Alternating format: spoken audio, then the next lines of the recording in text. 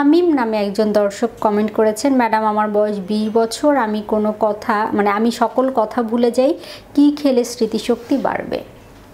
আপনি সকল কথা ভুলে যাচ্ছেন, এর মানে আপনি অতিরিক্ত স্ট্রেসের মধ্যে জীবনযাপন করছেন, অথবা আপনার কোনো শারীরিক সমস্যার পার্শ্ব প্রতিক্রিয়া হিসেবে এটি দেখা দিতে পারে।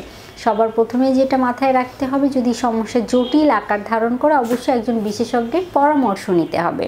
আর খাবারের কথা আমরা সাধারণত বলে থাকি বিভিন্ন বাদাম, কাজু বাদাম, কাঠবাদাম, পেস্তা বাদাম, আখরোট, চীনা বাদাম, পাশাপাশি বিভিন্ন বিচি, মিষ্টি কুমড়ার বিচি, চিয়া সিড, ফ্ল্যাক্স সিড বা সূর্যমুখীর বিচি, এগুলো আমাদের ব্রেনকে ভালো রাখতে, ব্রেন ডেভেলপ করতে বা স্মৃতিশক্তি বৃদ্ধি করতে সাহায্য করে থাকে।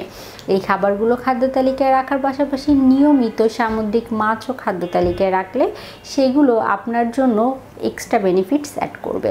পাশাপাশি ডিম নিয়মিত একটি গ্রহণ করার চেষ্টা করবেন। ডিমে পাওয়া যায় কোলিন, যেটি আমাদের স্মৃতিশক্তি বাড়াতে সাহায্য করে থাকে।